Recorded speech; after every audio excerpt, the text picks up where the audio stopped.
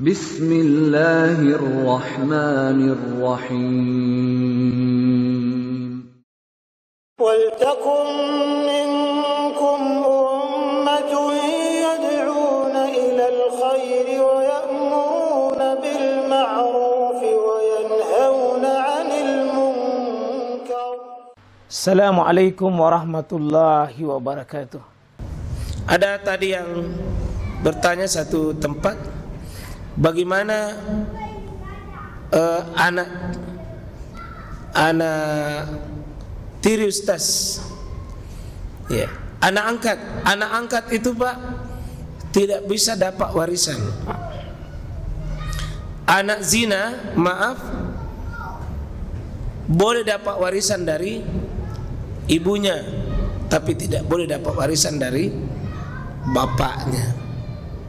Ya, ada kasus yang kami tangani kemarin dulu. Ya, bila mau dapat warisan, tunggu dulu. Kalau namanya posisi anak, tidak ada batasannya. Selama anaknya benar, itu dapat warisan, tapi diakui oleh syariat. Nah, ada kasus juga Pak di sini kami tangani, mau menikah, tapi tidak ada keluarga dari pihak laki-laki, maksudnya pihak ada omnya, bapaknya tidak ada, omnya ada, omnya tapi dari pihak mama mau menjadi wali. Saya bilang tunggu dulu, bapak om, iya, om dari pihak mana? Kalau pihak dari ibunya tidak bisa jadi wali. Om dari pihak bapak, karena pihak keturunan ibu itu Pak tidak boleh jadi wali. Yang bisa jadi wali itu daftar dari pihak bapak, itu bisa jadi wali. Nah, kalau tidak ada wali nasab begitu, wali secara nasab keturunan, ya, keturunan bapak tidak ada, kakek boleh, tidak ada paman boleh, tidak ada anak boleh, tidak ada saudara boleh, tidak saudara sepupu pun boleh, sepupu satu kali. Oh, tidak ada, semuanya tidak ada, wali hakim, yakni penghulu kepala kantor urusan agama. Nah, cuma masalahnya di bawah umur tidak bisa jadi wali hakim kalau umurnya belum cukup. Sekarang ini ada aturan tak boleh menikah kalau di bawah 16 tahun, 14 belum bisa. Nah, kita dulu kalau tamat SD sudah bisa menikah, tamat SMP sudah bisa menikah. Sekarang tidak bisa, tamat apa? Ya. Ada yang Bapak tidak jelas? Wah, ini kayak khutbah Jumat ya. Jelas sih Pak, tidak ada yang tidak jelas. Silakan Pak. Iya. Iya. Berwudu sebelum tidur ya.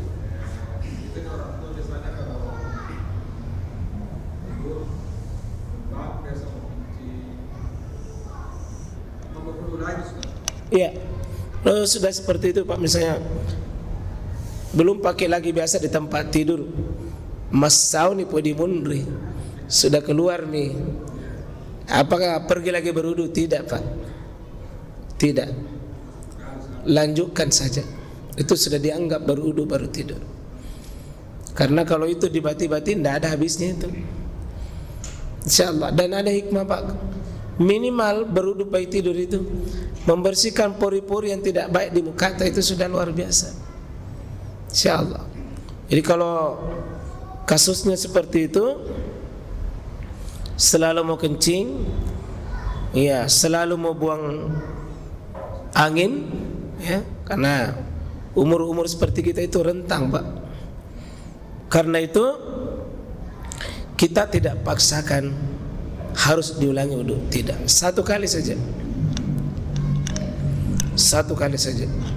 karena sudah berfungsi, ya, satu kali saja, karena akan bisa menjadi membebani di luar kemampuan itu.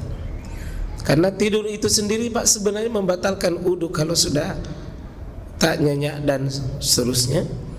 Tetapi kenapa Nabi suruh? Karena ada hikmah situ, minimal pembersihan diri kita. Nah, dalam wudu salah satu doanya bertaubat di situ, astaghfiruka wa atubu ilaik, atau syahadu an la ilaha illallah, syahadu anna muhammadan abduhu wa rasuluh. Ada kalimat syahadat kembali yang dianjurkan untuk dihadirkan, seolah-olah itu hadirkan kembali syahadat baru pergi tidur. Iya, seperti itu, Pak. Allah Ta'ala a'lam.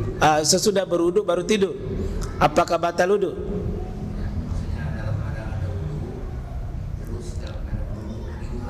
Oh ya, terjadi hilaf di kalangan para ulama, Pak, dalam 8 pandangan tentang apakah batal wudu kalau kita sudah berwudu. Itu 8 kategori, tapi dirinci dalam 2 kategori besar. Pertama adalah tidak batal, tidur apapun modelnya, tidur model apapun tidak membatalkan. Pendapat kedua, tidur dengan segala model itu batal. Jadi tadi pendapat tidur dengan segala model tidak batal, karena bukan tidur itu pembatal. Ya, kemudian pendapat kedua, tidur dengan segala keadaan, segala model itu batal. Ini sangat berbeda sekali ini, sangat berlawanan sekali ini. Pendapat pertama dengan pendapat satu mengatakan mutlak, yang penting tidur apapun modelnya, apakah duduk, apakah ruku, apakah sujud, apakah baring, apakah berdiri, telungkup dan seterusnya, tertutup duburnya atau terbuka, tetap batal. Pendapat kedua tidak, tertutup kah duburnya, terbuka kah duburnya, ruku kah, duduk kah, berdiri kah, tidak batal. Itu 2 pendapat yang berselisih. Tapi ada pendapat yang ketiga merinci. Dia rinci, Pak. Jika duduk seperti Bapak duduk dan tertutup duburnya, tidak batal. Karena jika orang duduk seperti duduknya Bapak itu, sangat sulit keluar itu angin. Dan kalaupun keluar angin, itu akan terasa,